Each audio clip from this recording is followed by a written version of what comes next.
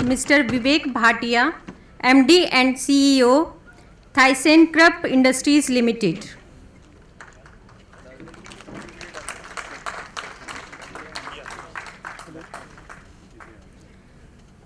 I will request our co-chairman, Shri Rajpal Singh Shekhawat from JK Lakshmi Cement Limited to join the dais.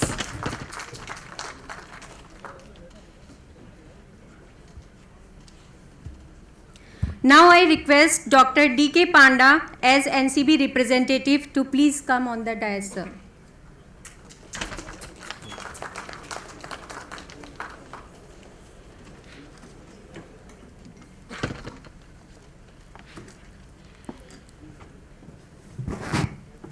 Again, I request Dr. D.K. Panda to proceed the session. Good afternoon, everybody.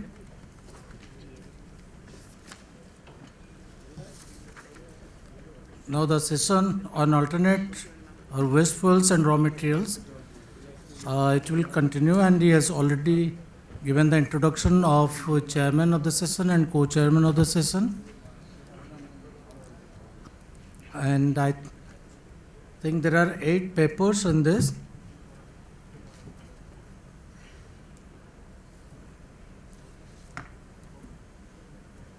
And I request the authors to complete their presentation within 7 minutes because I think they will stick to the timings.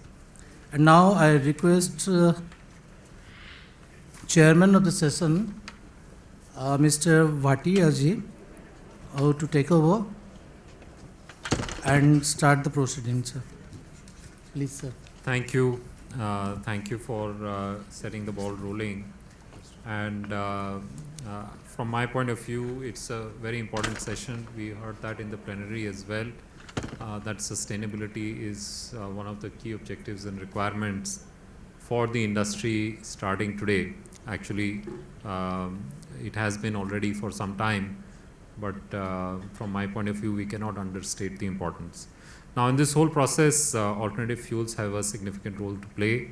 And we do know from experiences in other parts of the world that a significant substitution of fuel can happen through alternative fuels. And India is very much at the cusp, at the starting point of that journey. There are some pioneers. I was speaking to one of the industry players, and they're already on average at 18%. But a majority of the players are, at a low level, single digit.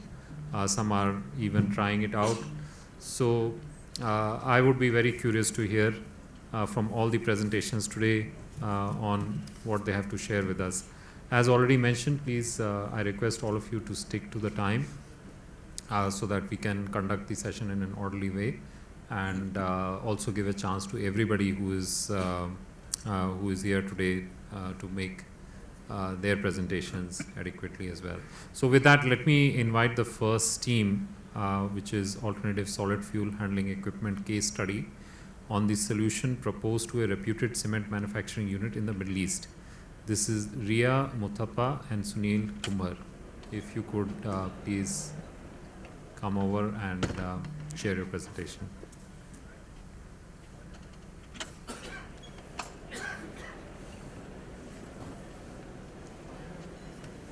Good afternoon, everyone. Thank you very much for this introduction.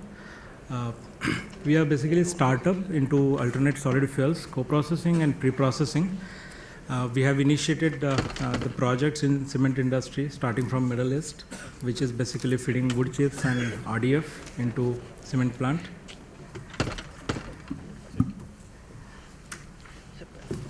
So basically, alternate fuels is very challenging to consume into cement kilns because they have their own processes, and the waste coming from various industries is basically waste for them. It's not a fuel for a cement industry. So that comes with challenges of handling it, processing it, so that we can use it for real substitution of basic fuels. The variability of alternate fuels, then very high moisture content, which is resulting into low calorific values, pre-processing, expensive pre-processing, foreign metals in the waste, These are a basic challenge, one of the challenges for this using AFR into our processes. Even with all these challenges, we are in cement industry using various materials like tire chips, wood chips, then RDF. RDF is basically globally available with certain criteria, but in India it is even today a little bit more challenging that it is not coming as fuel, but it is just a reject of MSW. With that challenges, we need a system which is basically capable for us to use it without any modifications. We should be able to use all sort of fuels. So that's where we come into picture. We give the flexibility from various moisture contents for density range and grain sizes. We have completed this one unit, which is basically starter kit, which was capable for 20 TPH, but initially due to limitations of container and hoist cycle times, the customer is able to use it at 2 or maximum 5 TPH. 5 TPH when shredded tire comes, when it is very light material RDF, it is hardly 2 TPH. But the system with DOSI feed and cal feed is capable to feed about 20 tons. So in future, they can simply replace the hoisting arrangement with the conveyors and upgrade the system easily. So that's why we call it as a AFR starter kit. There are advantages with starter kit because basically it's not only about feeding, it's also about process. Cement industry need to evolve their processes to adopt fuels. They need to increase the fan speeds, and there are many parameters one need to analyze and upgrade with. So that they have to start with something like 2 to 5 tons per hour initially, then upgrade to 15 tons, 30 tons, 50 tons, 60 tons. It depends on the process capacities. Now this unique equipment called hop feed we have developed, which can feed up to 60 TPH for all type of municipal waste or all type of alternate fuels. Up to 400 meter cube per hour we can feed through this equipment. This is having key features of feeding uniform flow, which is necessity of required process of the cement industry. These are equipment pictures from our workshop. We feed, which is basically integrated with the hop feed for exact feeding capacities. Moving forward, these are some actual pictures from the site where they are able to upgrade to 60 TPH. Currently, they are using, due to process limitations, this system at 40 tons per hour.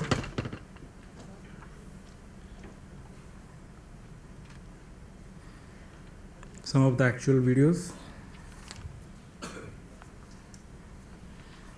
So here we can see the existing system is upgraded with hop feed and wave feed, where the grab crane manually feeds into this hop feed hopper, and this manual feeding also remains as a limitation. In future, they are likely to upgrade this system to feed this hopper with directly conveyors coming from the shredders output. So hopper capacities can be maintained so that we can consistently feed at 60 TPH. Currently, we are able to achieve 40 TPH with merely 1200 RPM speeds. So we are confident that in future it will certainly grow for that. We can see the quality of AFR. It's not processed fuel. It is really the raw municipal waste, we can say, which is a lot of bigger grain sizes. Even though on the feeders we can see the uniform flow. That's how we are able to control the speeds, both the speeds. And on belt conveyor, customer has realized there is a uniform flow. There are improvements in their processes. We can see uniform flow on the conveyor.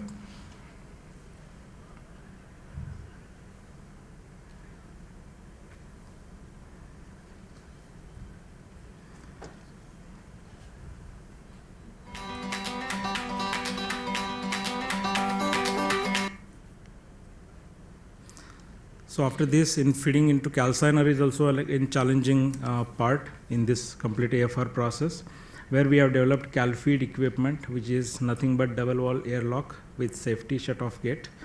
Below safety gate, there will be only refractory chute. There will not be any further dampers in the system. This will feed directly to the calciner or pre-calciner wherever the process is desired. This system is uniquely designed with cam arrangement, which is capable to give you the desired cycle time.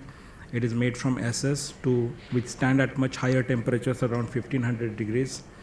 So with this development, we can see some of the actual videos from the site where we can see the cam and roller arrangement. They are basically cams are made from very high temperature, hard material, whereas the rollers are very soft, so that if it is necessary, we can easily replace the rollers as and when required. We are providing a pneumatic panel with air receiver tank for its operation in case of emergency. The cam is able to rotate either left or right without brakes in case of power failures. That gives the possibility to close the flaps even in case of power failure. We have the various sensors to detect the positions of the flap.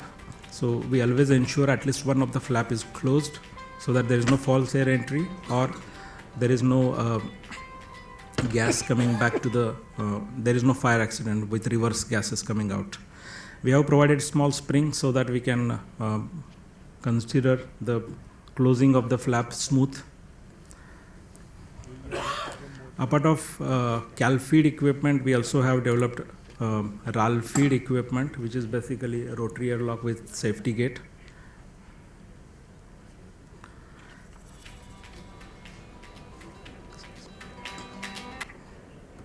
Yeah, this is the RAL feed. We can handle with cal feed equipment maximum around 250 meter cube. It has bigger openings but less cycle time, around 6 seconds. Whereas in rotary airlock, we can feed with simple buckets, which is rotating at 22 RPM, which is giving less than 2 seconds cycle time for each bucket, which gives you more uniform flow into the flow. Below rotary airlock, we are adding safety shut-off gate, which is again with refractory, which gives us unique combination to feed at 400 meter cube per hour. We are supplying this equipment. Currently, it is in manufacturing and will be in commissioning within 1 month time.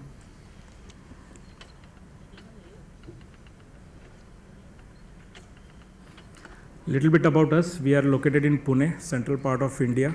We have 3 factories within Pune region, in Chitli, in Chakan area, and in Katras area. More than 1500 meter square is the area where we are having the facility of manufacturing.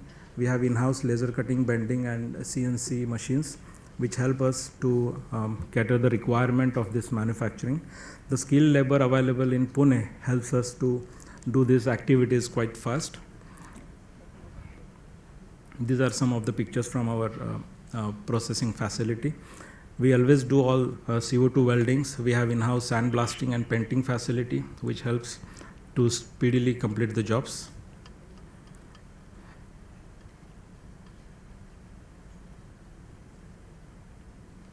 Thank you very much. We are at booth B27. If any further questions, we can certainly meet.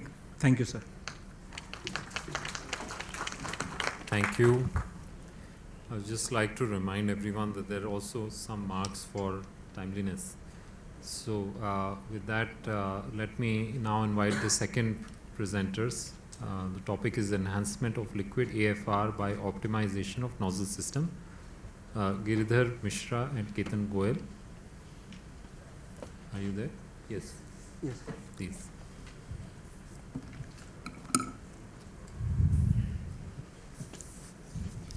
Good evening, everyone. My name is Ketan Goel. I am on behalf of Invotech Industrial Solutions Private Limited to give a presentation on enhancement of liquid AFR by optimization of nozzle system.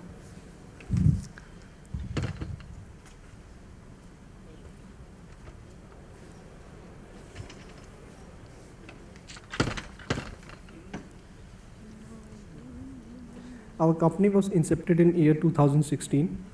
We are doing basically energy saving work in cement plants.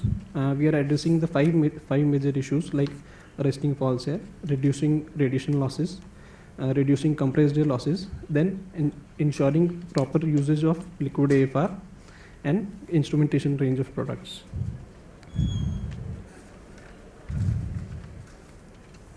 So as we already know, Indian cement industry is the most energy efficient in the world. At present, the installed capacity in cement is 500 metric tons per annum, with the present production of 370 metric tons per annum. Now, as we already know, Indian cement industry is a resource-intensive industry. So a lot of natural resources and raw materials are used as fossil fuels were used. Most importantly, it is coal. So which are a fast depleting source. So So we have to look for alternatives to reduce the dependency on them and improve our energy. So there are two types of AFR types, liquid and solid. So these are some of the alternative fuels which we can use, which are having some calorific value, like the RDF, used tires, hazardous waste, industrial plastic waste, biomass, slaughterhouse waste, poultry litter, and dried sewage and sludge. Like similarly, the liquid waste includes organic waste from pharma and pesticide industry, spent solvent, sludge from petrochemical and oil refinery, waste oil, paint sludge, paint spot lining, spent carbon, etc. So there are various waste management hierarchies defined by the CPCB. So this is like, then the co-processing of AFR in cement kiln. So kiln is the best example to dispose of any waste, and it is a scientific proven technology. And so the points where it can be used is the main burner at the rotary kiln outlet, rotary kiln inlet, and the pre-calciner, and in cooler also we can use.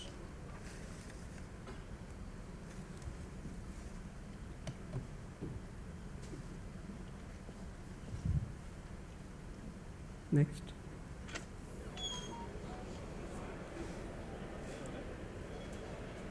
It is not more. Yeah. Yeah, cement kilns have several characteristics, like elevated, suitability. As a basic rule, waste accepted must give an added value to the cement kiln, whether it is a calorific value from organic part or the material value from the mineral part. So the cement kilns have several characteristics that makes it possible, like the elevated temperatures up to 80, flame temperature up to 1800 and material temperature up to 1400 degrees Celsius. Like the long residence times, oxidizing atmosphere, high thermal energy, alkaline environment, and ash retention in clinker. So you must, as I've shown you many slides now, you must be eager to know like what we have done. So this we have developed a nozzle system after very research. So various very different types of AFR fuels can be used in this. So it is a 1250 mm long nozzle system. So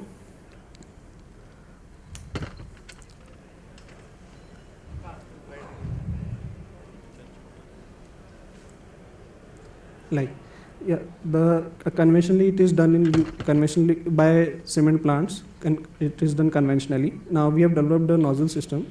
So it is a 1250 long nozzle. So due to which the effective combustion takes place, whether the materials can be used up to viscosity up to 100 centipoise we can use, and variety of liquid, and we can go up to 5 kl per hour. By this we have different nozzle versions, 2.0, 3.0, like. So this is the actual working. This we have installed in a plant. We have to supply compressed air along with it. There is a 0.2 mm clearance for the compressed air for atomization purpose.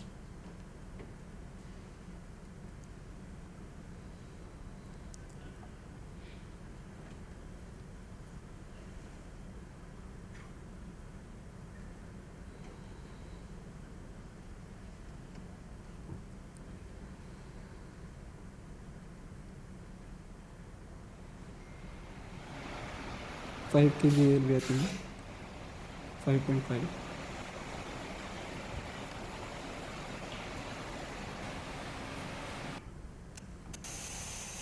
This is the fine atomization spray.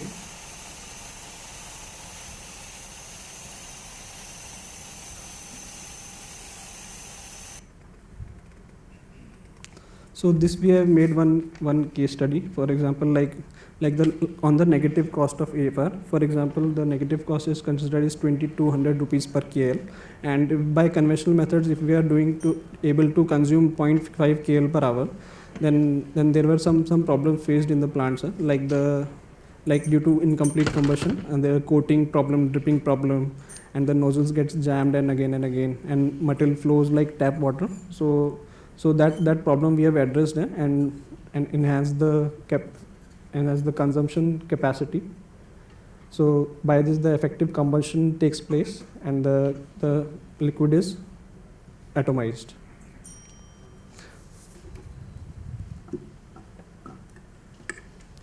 In this we have calculated the payback, the cost of this. Okay. Can you quickly wrap up in 1 minute? Yeah, If you have yes. anything. Yes. As recovery of waste and replacement in coal has been practiced in a relative brief time in India. The TSR is approximately 2.5 to 6% on an average compared to EU's average of 40% and Norway's 70%. So it is really imperative to look and to increase the AFR consumption. Thank you. Thank you.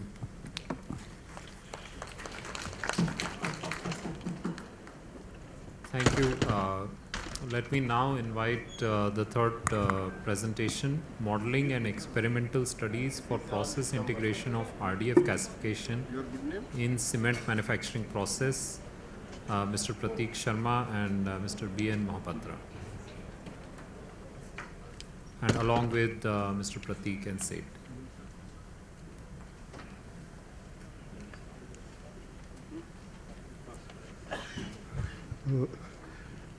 Good evening to all. Myself Prateek Sharma from NCCBM. I am going to present the findings of a research study on modeling and experimentation studies for integration of RDF gasification in cement manufacturing process. So this project has been taken up in collaboration with BITS Plani. So let me show the findings. So basically, we know the current TSR in India is 6%, and we are still lagging behind the European TSR of 46% and world average of 19%. RDF and biomass are the two most promising alternative fuels at present, which is the future of the Indian cement industry. But the operational problems during RDF combustion mainly is due to the heterogeneity, low heat value, high ash content, high chloride content, and particle size. So due to these material properties, the CO issues are there in the system, and also raw mix has to be optimized to tackle the ash content. Then this is for all grey cement. If I talk of white cement, still there is no established alternative fuel for white cement, because due to the higher ash content in alternative solid fuels, we cannot use these fuels for white cement. So in that case, we are still looking for a alternative fuel for white cement. So considering all this, we explored this waste gasification technology, which offers the unique advantages as the product is a syngas. So we are exploring an alternative gaseous fuel for industry. We have used the solid fuels, alternative liquid fuels. Then why not alternative gaseous fuel? Which is because gaseous fuel have better mixing properties with air. It easily combusts. So always gaseous fuel is better, we know. So we can increase the TSR further if we have a gaseous fuel. And it can be directly burnt in the calciner. It has better combustion properties, and even small size, then better than small size waste directly fed to the calciner.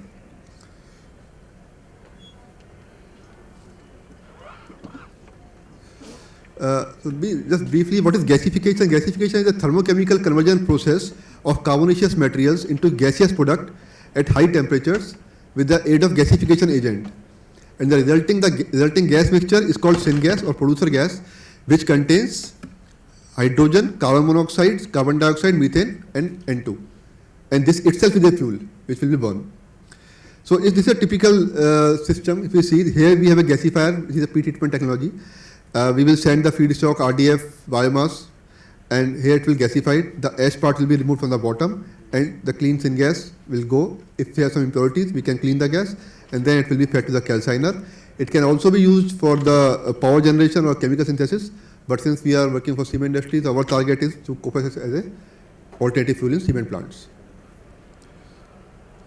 So what are the activities undertaken under this project? We did some literature survey. We studied the various gasifier models, calciner models, experimental studies, integration configurations. We visited all over India, different RDF plants, different models of segregation. We visited Langlia, Jaipur plant, Ultratech plant of RDF. We visited the Ghaziabad manufacturing unit, which is doing briquetting. Then we visited the Gazipur landfill site where their thermal screens are installed, where the separation is going on in 3 fractions, and RDF is one of the fractions. Then we visited the Clean Kerala Company Limited, which is doing source segregation in Kerala and separating plastic paper separately, and then again some aggregators are there in between, which is processing into RDF, and it is going to cement plants already, good quality, and they are also giving MLP also, multi-layer plastics. Then we visited also cement plants which are using RDF, the issues they have faced, Ambuja cement plants and Ultratech plants, and there we identified the issues related to direct combustion of RDF. We took the RDF samples from different state locations to identify the characterize the RDF materials, because with location the quality varies a lot, ash content varies. Then we developed a gasification model in MATLAB software to predict the syngas composition from RDF. Then we developed another model for calciner, which is and the input of this model is from the RDF gasifier model. We also did some experimental trial runs in a downdraft gasifier, which is installed at BITS planning, and we also did a techno-economic feasibility for a white cement plant. This is a typical setup of the gasifier, which is there in the BITS planning. So this is the gasifier downdraft type, and here we just feed from the top, and this is the gas we are getting from the bottom. This is the cleaning system, scrubbing system in process, and here we are getting the gas. When we put a matchstick, we are able to burn this gas and we get the heat. So we also tried to get the properties of this syngas by gas chromatography, and we these are the results of the experimentation. We took several trial runs. I am sharing only some of the results, which are the key results. We tried RDF fluffy material, we tried RDF pellets, we tried oxygasification also. We enriched the oxygen content from 21 to 35% in the air to see whether how much the improvement in gasification if we do oxygasification. Then we make pellets, mixed pellets of biomass also with RDF and biomass mixed pellets. Then separate pellets of biomass and RDF and mixing it in 50-50%, and then fluff material and biomass pellet mixing. So different formations we tried, and in RDF, definitely it is not easy to gasify RDF. We tried hard, and we got the CV around 1000 kcal per nm3, but this is the flame is very inconsistent. We could not get the consistent flame properties. The coal gas efficiency, that was also low. So this is the final results. Internal inspection we did. This is the clogging problem we see in the RDF gasification, but in the biomass mix we get the clean material. This is the combustion zone temperatures are difference, better combustion properties in RDF and biomass mix. You could see this is the model developed for the gasifier in different zones. We modeled individually, and we also validated the model. Then the characterization part, this for a typical fuel petcoke, for the RDF, this is the final properties as per the model. At equivalence ratio of 0.3, we get 944 kcal per nm3, and this is the gas composition, and we are able to get 2.36 nm3 nanometer cube per kg of RDF.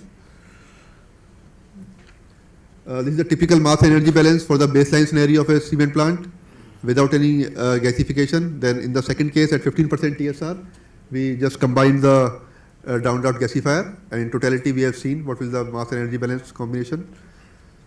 And these are the final results. So just last slide. This is the calciner performance at different TSR. So outlet temperature reduces from 890 to 869 degrees Celsius as we move on to increase the TSR to 15%. And our CO2 reduction will be there definitely because we are using RDF. And then definitely volume will increase, outlet volume, calciner outlet volume. So just last slide. Please wrap up, I think. So I would like to conclude with this slide that experimental results indicated that RDF gasification will provide the syngas at heating value of 540 to 980 kcal per nm3 of syngas for RDF CV of 3100 to 3600 kcal per kg with a yield of 2.5 to 3.6 nm3 per kg of RDF and coal gas efficiency from 52 to 80%. It can be further improved by biomass and RDF co-gasification, optimizing the equivalence ratio, oxygasification or steam gasification. Quality of RDF is the key to achieve consistent syngas heating value. Then technology of RDF and biomass co-gasification is recommended for white cement plants where there is no alternative at present. And waste gasification will enhance TSR in gas cement plants if we utilize the technology. These are some publications we have already done in one of the good journals. So that's all from my side. Thank you. Thank you. What we will do is for the next speaker and onwards, halfway through the session, you will get one beep. So you will know that you're halfway through and then can manage your presentation better. And I would request the presenters to focus on the implication. So try and give us the description in the first part, but in the second part, really focus on the impact and implication that you're driving. Okay, so with that, let me invite the next presenter. Analysis of alternative fuel resource by energy dispersive X-ray fluorescence, Mr. D. Gupta and Mr. B. N. Srivastava.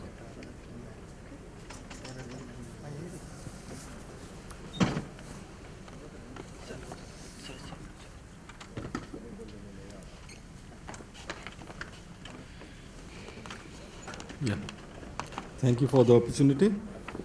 I will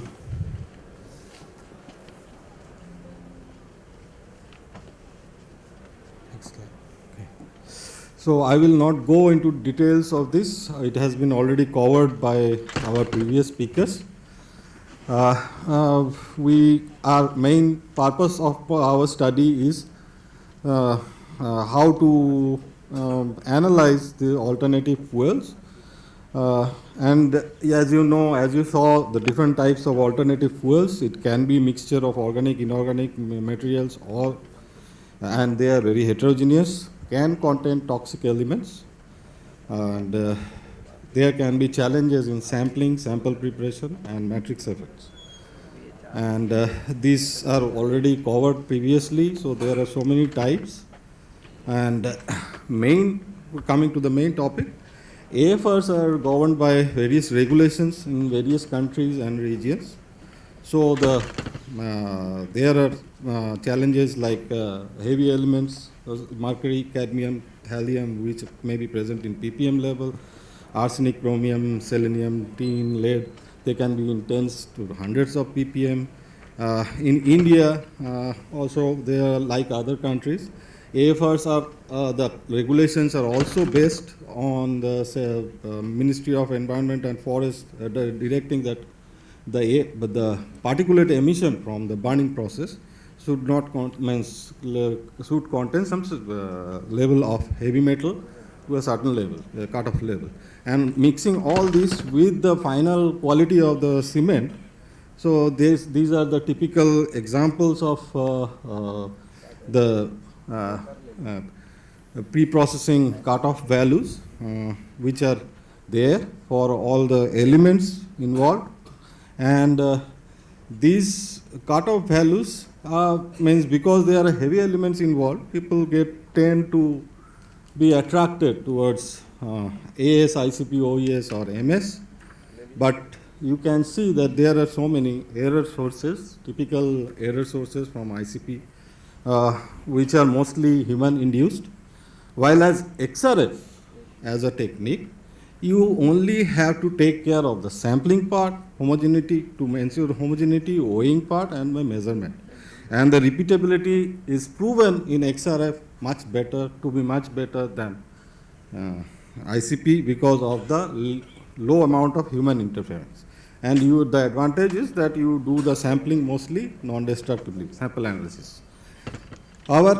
In the industry, cement industry, wavelength dispersive X-ray fluorescence is very indispensable in the quality control process, as you know from the well-established norms.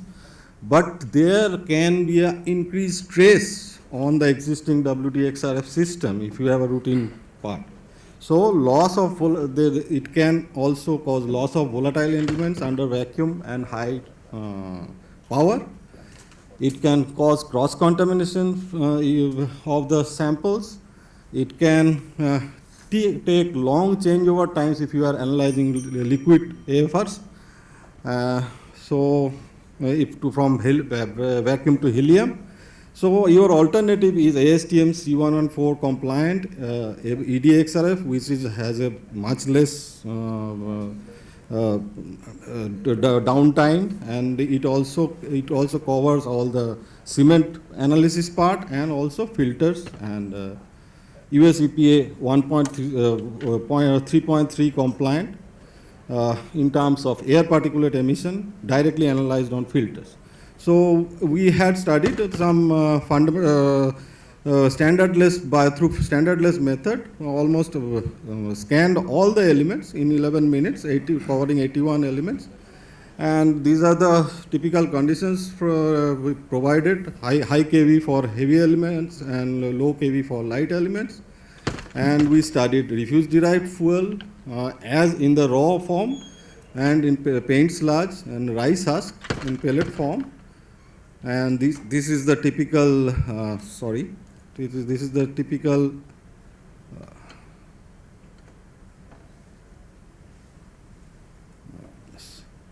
spectrum has gone. This is the typical spectrum of the of the paint sludge sample. You can see the yellow part is showing the heavy elements and the red part is showing the light elements. And a comparison of EDXRF and ICPOS has been done where we can see that RDF sample has given quite comparable results based on the fact that it has minimally prepared sample. And in case of paint sludge and rice husk sample, we have also covered to this standardless analysis. We see that bismuth is in high concentration, while rice husk sample has low concentrations of heavy metals. These are the detection limits which shows how the EDXRF is feasible. Our epsilon 4 system is feasible to study this kind of matrix, this kind of samples, because you have ASTM 6052 for liquid AFRs, and the LLDs are lower than the ASTM 6052 this thing recommended LLDs, and they are much lower than the cutoff values which I showed in the first slide. So coming to the conclusions, so you already saw that AFR is a very challenging exercise in terms of analysis. Wastes can be heterogeneous, that is the main problem, and so ideally you study the AFRs as in non-destructive manner, and the epsilon 4 EDXRF from Melbourne Analytical has been shown to be demonstrated to be non-destructive, fast and robust, and you can use certified reference materials or secondary standards to improve your accuracy. You can adapt the system for your methods, and mainly this epsilon 4 benchtop system, because it has a low downtime, it can be used as a backup for your WDXRF setup. So that's the end of my talk. Thank you. Thank you. Very nice.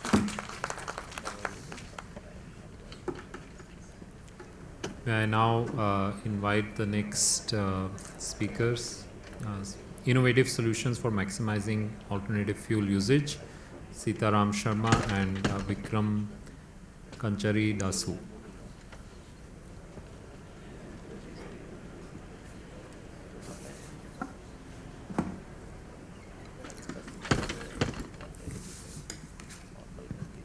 Good evening, everyone.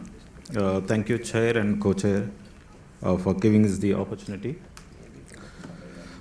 Today I am going to talk about a very important topic, that is innovative solutions of KHD for maximizing the AF usage. In this presentation, I will talk about two important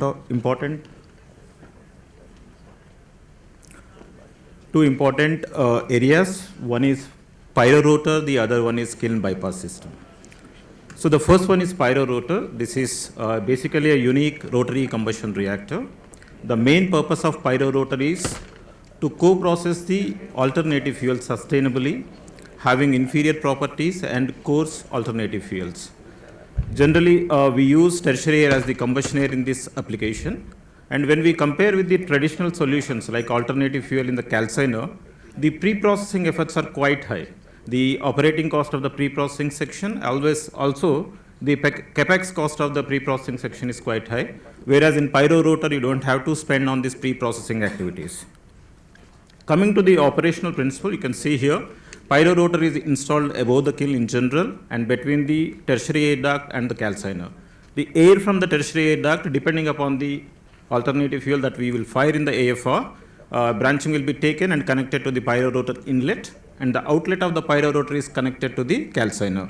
And partial air, the balanced tertiary air will be connected to the calciner as it is, and the kiln gases will go and connect to the calciner. So this is generally installed in a inline calciner solution. All the gases will go to the bottom cyclone. By the time it reaches the bottom cyclone, the complete mixing takes place and the required efficiency will be achieved.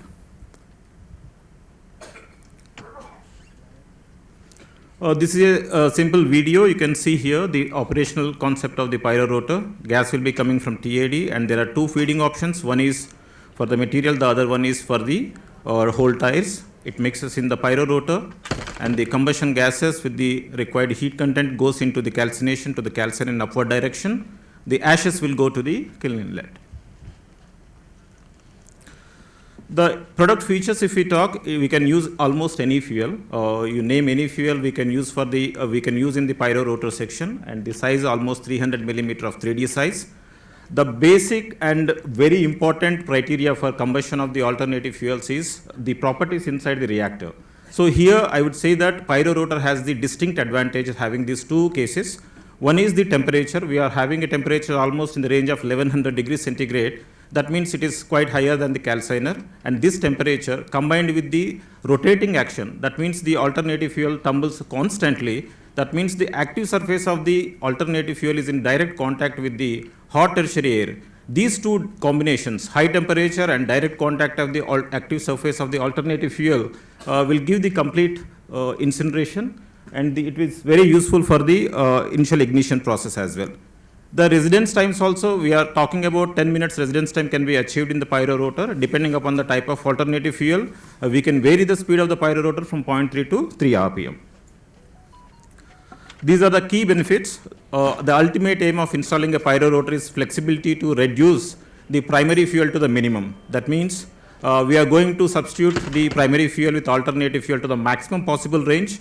That means we can achieve with the pyro rotor more than 85% TSR. The reasons are the high retention time in the pyro rotor, the optimal combustion conditions, and highest fuel flexibility, and also the dosing stability. Apart from this, the other advantage is CO2 carbon footprint reduction, because once we increase the alternative fuel percentages, the CO2 emissions will also come down. In future, if the regulatory norms will come on the CO2 reduction, if you are installing a pyro rotor already, then you are already covered that area. And second thing is that future proofing your alternative fuel market, because once everybody start using the alternative fuel, we don't know how the type of alternative fuel that you are going to get. Maybe the inferior quality alternative fuel, the size of the alternative fuel, these things we are not in a position to comment today. But tomorrow, because of the pyro rotor system, which is suitable for almost all fuels, inferior quality fuels, irrespective of the size, we can feed up to 300 millimeter, and the flexibility to use any type of alternative fuel. If you are installing now the pyro rotor, that means you are also future-proofing your alternative fuel market tomorrow. This is one of the pyro rotor installation that we have installed in South Korea. You can see the GA drawing here. The gray color picture shows the pyro rotor and also TAD. We have also modified the calciner there. These are the operating reference values. You can see in one of the plant we have completed the PG test in November 20. We have achieved 87% TSR in the calciner and achieved 25 TPH. In the other plant, we have achieved 86% TSR, almost 17 TPH alternative fuel we could fire in the pyro rotor system. One of the customer already placed the repeat order. That means they show the confidence on the pyro rotor technology. So far, we have 12 references. Out of the 6 plants are under operation and 6 are under installation stage at this moment. The second topic is bypass system. Once we are increasing the alternative fuel quantity, that means it is imperative that the chlorine content also will increase into the system. Once the chlorine concentrations are increasing inside the system, because of this high volatile nature, the tendency to react with the alkali metals and formation of alkali salts at the colder zones lead to the blockages. So it is very important that we have to break this cycle through a kiln bypass system.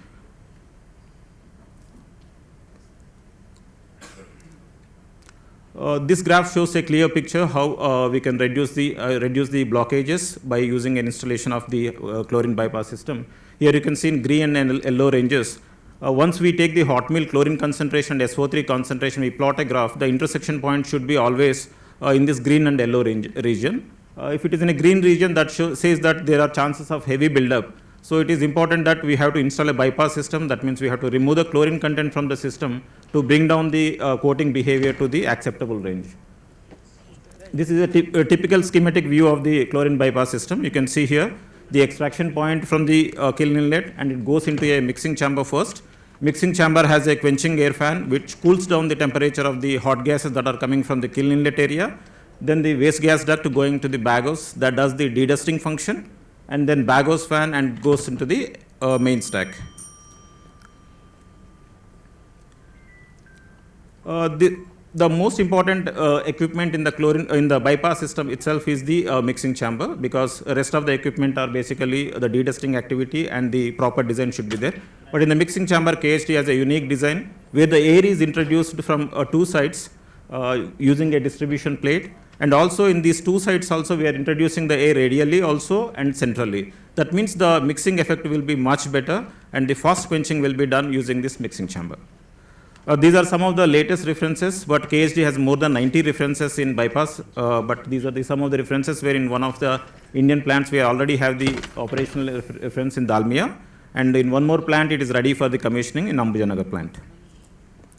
Coming to the summary, we have sold pyro rotors 12 numbers, 6 pyro rotors PG has been completed successfully, and 6 more projects are under installation stage. That means the market, the overall global market showing the interest on the pyro rotor says that the technology is proven and very well accepted in the market. Then pyro rotor enables the huge potential to substitute the primary fuels with alternative fuel to the range of 85% in the calciner. And third important parameter is that the pre-processing efforts will be significantly reduced. One is the capex cost will be reduced, the other one is the operating cost will also be reduced. And this system can be installed in the existing system. That means the retrofit is quite possible in almost all the preheater sections. When we are increasing the TS thermal substitution rates to the 85% in calciner, definitely we have to install a kiln bypass system also. Depending upon the requirement from the plants, we can give a tailor-made solutions in terms of the layout, and KHD has a rich experience in this area. So we would like to associate with all the plants in India to improve the alternative fuel TSR rates much higher to make it to the a norm in the global industry. Thank you very much. Thank you. Let me now invite the next presenters. Co-processing solutions for handling of alternative solid fuels. This is by Luke Rifle, SK Ambassador, and Indrendra Singh from ATS Conveyors India Private Limited. Yes. Hello, everybody. Thank you very much for this short time. I will try to speed up as much as I can. Let's start. So my name is Luc Riffel, and I'm CEO of Water Materials Handling belonging to ATS Group. Today I would like to present you some flexible solution using alternative solid fuels. We are basically a French company and based in France, ATS Group with 7 subsidiaries, and today I would like to present you mostly ATS Conveyors India, located in Pune. So what you have to know about us is basically we are dealing with automotive industry, so nothing to do with cement. It's one branch of our company, and the other branch is cement activities, for which we propose complete solution for alternative solid fuels. That is the topic today. So here, this is the two kind of solution that we are able to propose you worldwide, in India, but not only. So coming to the alternative solutions, we are able to propose you different kind of solutions. Simple starter kit solution loaded, so extractor loaded with payloader, or it could be also full automated solution with crane system and dosing extractor. So basically, a short overview about our product. So I just told you just now, we are able to propose you full automated bridge crane system with automated storage management for alternative solid fuels, dosing extractors with metallic upfront extractors, different kind of dosing equipment like dosiors or Weber feeders, sidewalls conveyors, air floating belt, also a very nice machine, quite appreciated in the cement industry, and for a safe introduction, a double lock with safety stop gate. But what I would like to share with you today is mostly the full automated solution to show you what can we do after the solution that we have already supplied many plants in India. This is a full automated solution. It looks like this. So you have a storage building with a crane system, fully automated. There is no manpower except the truck driver. Everything is fully automated. So once the truck has unloaded its product, then the crane will come automatically, will pick up the product into the pit, and will feed one of the extractors. Here in this simulation, we have 3 different kind of extractors so that we can blend 3 products simultaneously. Depending on the calorific value, you can decide to mix 5 tons of shred tires with 10 tons of biomass and 10 tons of RDF, for instance. So the crane is able to manage different products at the same time. So the target for the crane is always to feed the extractor whenever it is requested, 24 hours a day, 7 days a week. And the rest of the time, the crane will be used to build up the storage in order to be able to run the system in the nights and the weekend as well. So the extractors are located on load cells. You see here just below the frame of the extractors. During the night, no trucks will come anymore. That's why the crane will continue to feed the extractors no more from the running pits, but from product coming from the storage, so that the 3 extractors can be continuously fed with the crane. This is the storage build-up during the week. Target is to have enough product, to put enough product during the week, to have enough product in the storage for the weekend. Then the product will be fed to the one conveyor and then metric apron, then to air floating belt, to bring the product into the calciner. And the final dosing, in this case, will be done through another machine. This is a compact machine closed called dosiors. And this machine is also a metric apron extractor with embedded weighing system. And this machine is located very close to the feeding point to have a better reaction time for the feeding of the alternative fuels into the into the kiln. For the feeding, we are using our famous double lock, quite safe equipment done in high temperature stainless steel and protected with refractory to feed the fuels into the kiln. This is an example we have done in the USA right now in Hagline by Vivek with 4 extractors, automated crane system. This is something I can show you shortly. So you see basically the realization, something similar to what you have just seen in the simulation. Full automated crane system, able to feed 4 different products in 4 different hoppers. So now coming to India. In India, we are quite well known for years already, since we have started our company in 2005 in India, our subsidiaries. We have already more than 50 running installations using RDF in India, in 40 plants, in 12 states, in 4 different cement companies.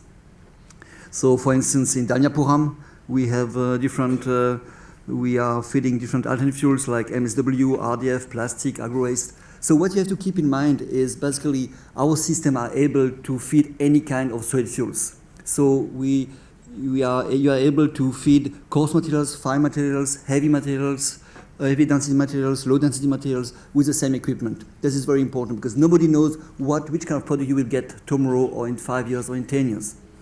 This is very important. And in Dalyapuram, typically we have proposed an equipment extractor plus Weber feeder only, fed with payloader. This is how our extractor looks like. You see a hopper, metric apron, a carburetor to ensure constant layer thickness at the output of the machine. This is the trick, in order to have a homogeneous dosing at the output. And this machine is combined with a Weber feeder to control the speed of the metric apron of extractors. This is RDF with the carburetor, with coils, pushing the materials backwards into the hopper to ensure constant layer thickness at the output of extractor. Then here you see different product. This is mixed of plastic and rubber. Here this is plastic mixed with heavy oil, also to increase the calorific value. So all these kind of fuels we are able to manage with our machine. This is our double block, what I told you before, able to feed safely artificials into the kiln, ensuring minimizing false introduction and protecting the whole system against fire accidents. Wonder cement, the last one, then I'm close, is the last commissioning system we have done with an extract on the ground loaded with payloader. Then we have several conveyors feeding materials to two preheater towers. So here we split the flow left and right. And on the top we have the two dosy horse, what we have seen before on the simulation, to ensure an accurate dosing with an accuracy of ±1% into the two feeding points of each preheater tower. So I think I will close here because the time is over. But if you have any question to this presentation, or if you want to go further in details, then please visit us to our booth number. I don't remember which one, but you will find this. And this is the expansion because the artificials business is growing more and more. That's why just now, for information, we are constructing a new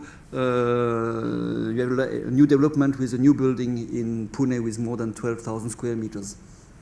Thank you very much for your attention. Thank you.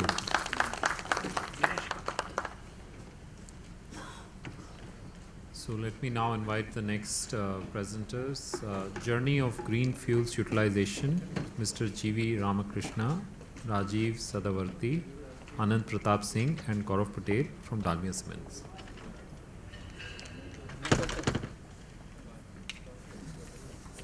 Thank you, NCB, and I am Gaurav Patel. So we had seen the presentations from previous speakers. They are all for the equipment. So we'll be speaking on how the end user, what we think and how we are utilizing the AFRs. So we'll see the journey. So from morning we are seeing that for achieving our net zero carbon emissions, we have to use the AFRs as one of the key levers for carbon negative commitment. So volume, we have started our journey in FY 19-20, and from 75,000 tons to projected of around 0.7 million tons of AFRs what we'll be consuming we had been done in last 3 years. So this is our journey and present status. We can see we started in FY 19-20 with the starter kits. We had installed lower capacity shredders 5 to 10 TPH. Then we added the full-fledged systems with 25 tons per hour of systems and whatever ATS extractors or the belt feeders, shredders of 25 tons. Then in FY 22 we had installed the chlorine bypass systems with the existing system, and we had seen for the TSR which we shifted from 3.9 to the group average of 16.2% as of September. So this is our journey, and we can see the kin wise TSRs for the individual kins. So what various technologies are available for fuel preparations like size reduction, shredding, crushing, grinding. These are all the equipment systems available. Separations, we have to install the screens to reject out the higher size material to avoid any issues in our kin systems. Mixing has to be done because there are various types of AFRs available or the green fuels available. We have to mix it in order to homogenize all the materials and have the consistent feeding of NCB, moisture, ash and chlorine. So if any fluctuations are there, that will create an issues in our kin systems. And last is the thermal preparation, drying and gasifications. So these are the green fuel facilities what we had installed. There's primary shredder, then it goes to the screen where the oversized material is separated and it is going back to the shredder for second set of shredding. Then whatever AF we are getting as a product less than 75 to 80 mm, it is fed to the calciners. So we had installed 10 numbers of imported shredders or 25 TPH as of now, and we are further going to upgrade all our AFR systems. So technologies available, 2 shaft shredders are the primary shredders with the hook, which will give you up to 80 mm of size. then this is possible for up to achieving 15 to 20% TSRs. Once you go higher than that, we have to install the secondary shredders to reduce the size further. From 80 mm, we have to have the size of 50 to 40 mm, so to avoid any disturbances in our kiln process. And oversized material, obviously we have to install screens. Then there are feeding equipments we had seen from Alt SF, ATS also there, extractors are there. Then double flap systems, these are to avoid any backfire from the calciner which is going to have the issues in our firefightings. So future planning and mitigation, our aim is to become carbon negative by 2040 and target of our group average is 35% by March 2023. So for that we have to upgrade the capacity, additional shredders, additional feeding equipments. Presently we have 25 TPH, we will be upgrading to 40 to 60 TPH of extractor feedings and the shredders. Second is the preheater upgradation and the calciner modification. This is also the essential part because of the moisture and the ash content, heat consumption goes up, and presently we have to upgrade our kiln systems, installation of bypass systems, and at the end we will be achieving our group target of 35% TSRs. So what are the challenges and mitigations? High moisture and ash, chlorine content, consistent feeding, and granulometry. So moisture will be there from the biomine surface, so we have to do the drying of the material or explore and for the ash we have to explore the system where it should be separating the ash from the AFRs. So after 30 to 35% TSR, our clinker or our raw mill LSF has to be increased by around 5 to 6 units. So this is not possible to, in our systems, this is not possible due to the quality of limestone available. So there has to be system available. We have to find out to remove the ash from the AFR feeding. Chlorine content, we had already seen the management system is the chlorine bypass system. Consistent feeding, yes, AF consistent, it has to be fed consistently. Granulometry, for that we have the shredders to have the proper size of the materials. So we'll just skip this. So we see chlorine, there are 3 different systems available. Gas bypass is one of it. Second is the hot mill extraction, depending upon what potential of chlorine you want to extract. The gas bypass will give you up to 1200 grams of ton per clinker as a potential. Then hot mill extraction will give you 400 to 600, and then there are kiln dust extraction which will give you up to 400 grams of chlorine. Dosing consistent is the whatever hard work we are doing to reduce the ash and moisture from the system, and if we are not having the dosing consistency, then all the hard work is done which will be washed off. So it is also important with moisture and ash, the dosing has to be accurate. So the key message is that commitment from the senior leadership team is very much important to achieve the higher TSRs. Then selection of best available technology for pre and co-processing, what shredders, what extractors, what chlorine management system has to be installed, which system. So this is very important. With pre-processing system, co-processing systems like kiln systems, calciners, preheater fans, this has to be also upgraded in order to avoid any production losses. Respect chlorine limit, and there has to be the price penalty for the higher chlorine content. Minimize green fuel quality fluctuations and review the raw mix required with high ash inputs with AF. So all this will always have the message that we should never give up to increase the usage of green fuels. Thank you.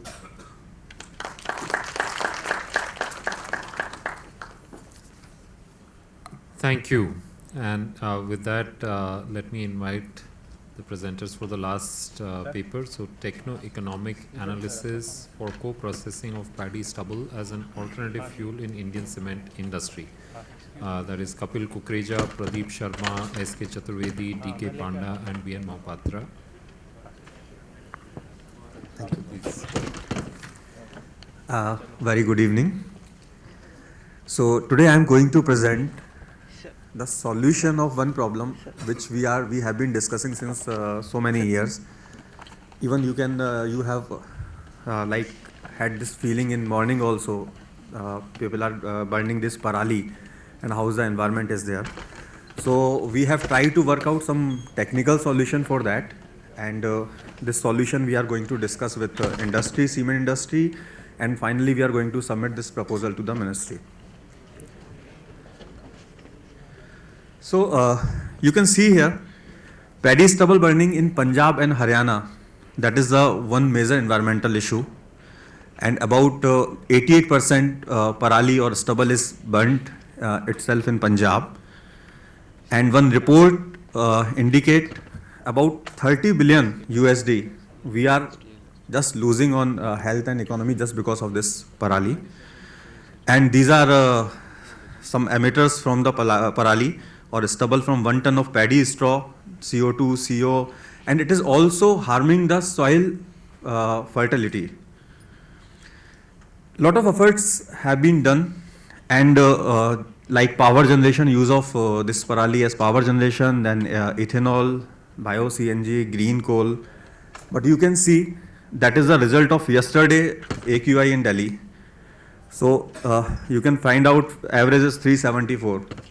So we can see there is no much expected results whatever have been done till now.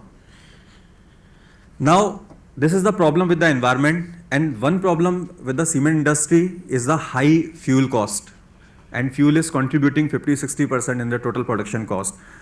So if one problem can be the solution of another problem, I think it would be the win-win situation for both.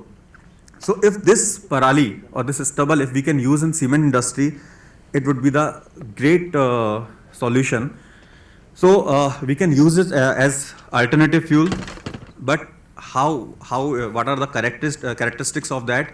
And another issue is logistics, which we discussed in inaugural session also.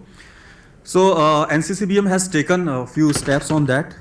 We have collected 18 paddy stubble samples from Haryana and Punjab, that is characterized in NCCBM. So that is a sample collection from the field. Just a minute.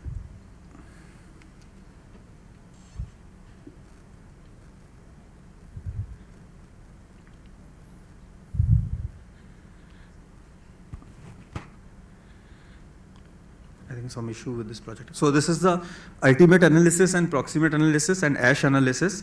And volatile matter, that is 68%, and ash is 15%, and it is suitable we can use in cement industry. But we have challenge because we have parali or stubble in Punjab, but we don't have much cement plant near about that area. Then huge quantity of stubble generation in comparison to the nearby installed cement plant, because if we are targeting through road, then we have approach till Rajasthan and Himachal Pradesh. So large quantity of parali is generated within 10 to 15 days, and we have to evacuate it within that time, and we have to utilize. So one solution which we are going to propose, like to engage one logistic firm, LMF, and one processing and operation management firm, that is POM, to deal with this problem. What they will do, identification of the district level stubble collection center, DLCC, in each of 22 districts of Punjab, and LMF shall work out the stubble collection plan along with the farmers in advance before crops are harvested. So custom firing center shall be set to coordinate with DLCC and LMF to provide balers on rental basis to prepare compact balers. These bales shall be transported from farms to DLCC in tractor trolley, where POM shall process the stubble into pellets. So you can see we have find out one location for SLCC, that is state level collection center, that is the border of Ludhiana, Moga and Jalandhar. This pellets will be transported through district level DLCC to the PLCC through trucks. And at SLCC, we are proposing 4 silos, 25,000 ton each. And from there, we can use rapid loading system. You can see here that one last silo. So in that silo, there would be the railway wagon continuous in motion, and there would be the loading. So if, by doing that, we can approach the cement plants that is not very near to the Punjab and Haryana. So that is economy we have worked out. We have targeted 50% of total stubble which is generated in Punjab. So total 9.96 is being generated, so 4.98 we have considered, and we have worked out all cost, how much cost we have to invest for DLCC, establishment of DLCC, where this stubble come in the bales and then further processed and converted into the pellets. Then from that location to the SLCC, where it would be stored in the 4-number silo. So almost 1400 to 1500 crore investment would be there. But when you compare this investment with respect to the loss of health and economy which we are doing, that is 2 lakh crore annually. So it is, we can say it's a peanut. The landed cost of stubble pellet shall be 6,000 to 8,000 per ton in cement. That depends on the distance from that location. And estimated CO2 mitigation would be 8.6 million tons per annum. Current escalation of in fuel that I have already highlighted, so it will promote this type of solution. At the majority of pellets shall be received by cement plants in very short period. Hence, cement plant have to think some additional storage facility. And further enhancement of TSR beyond a certain range through pellets utilization will demand additional investment for kiln bypass, new generation burner. That some challenges which cement industry has to address. Then cement plants located far away from the North India may expect some subsidy on railway freight. As in the inaugural session, our secretary told they are working for some logistic solutions. The government can look upon the investment as a viable gap fund, which can be done by respective states or central government. So be nice to the air. We all have to share. So stop air pollution. With this line, thank you very much. Thank you. With that, I think we come to the end of the presentations. So I just wanted to check, as co-chair, would you like to share your thoughts? We had 8 presentations in this session, and I would like to compliment all the presenters. They very well covered the topics, right from the equipments, what all equipments are required to feed solid AFRs, and the experience of the industry, how liquid AFR can be optimized, and the research work carried out by NCCBM.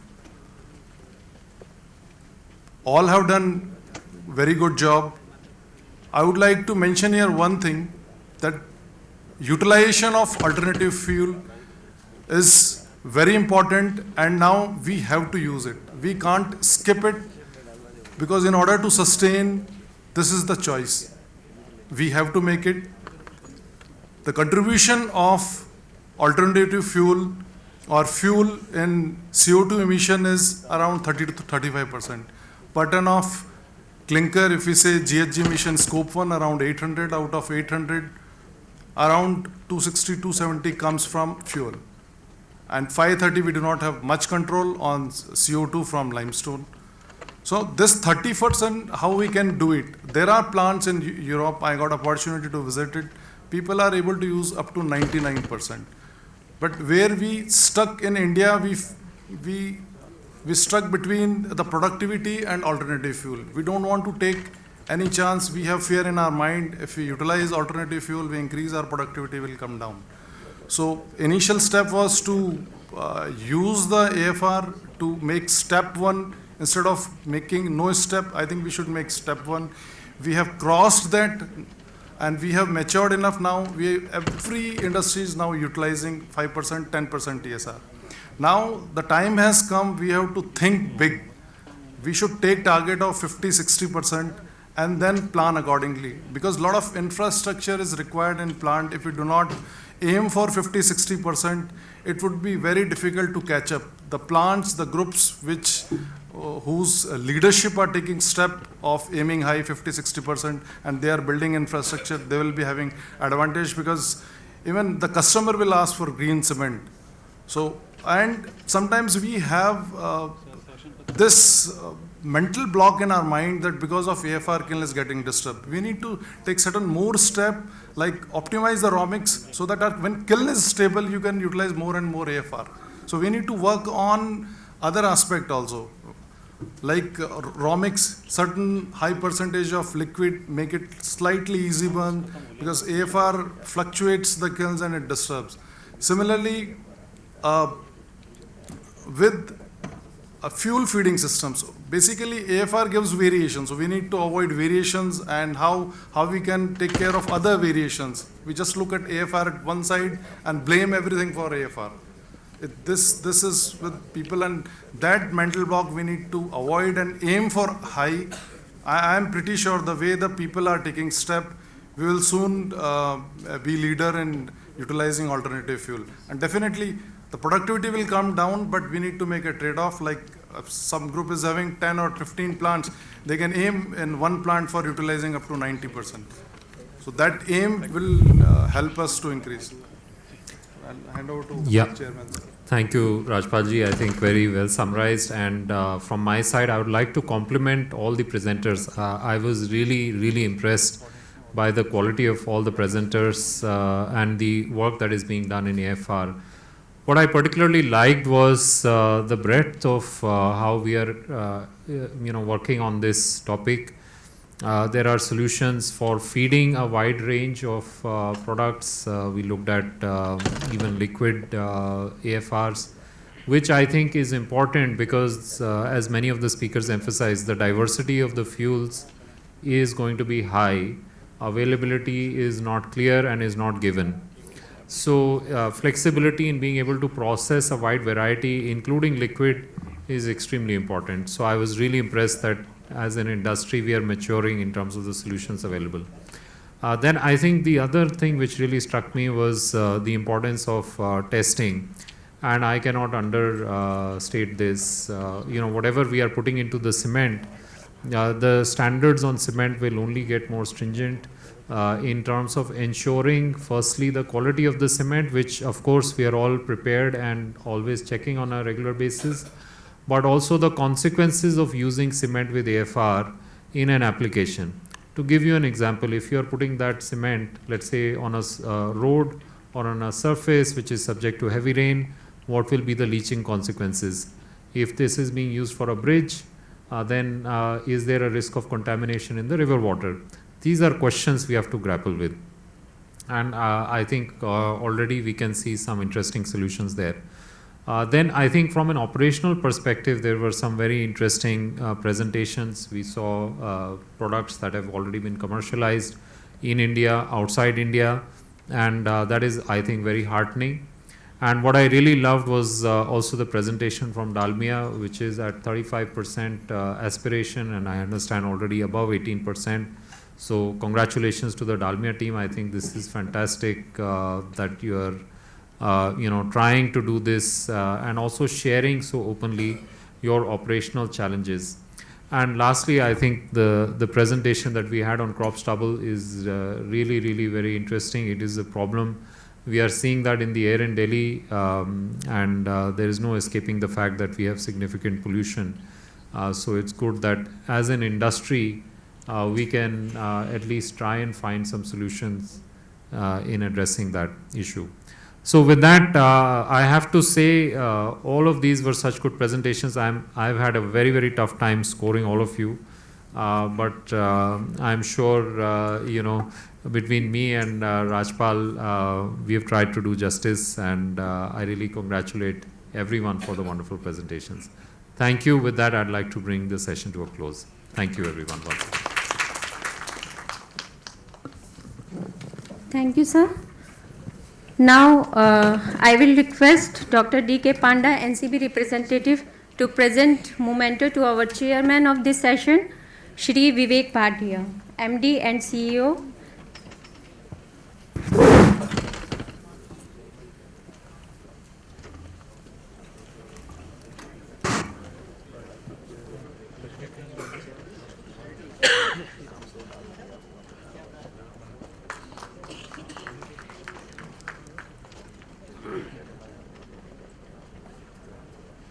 As a token of respect, we present memento to our co-chairman, Shri Rajpal Singh Shekhawat ji.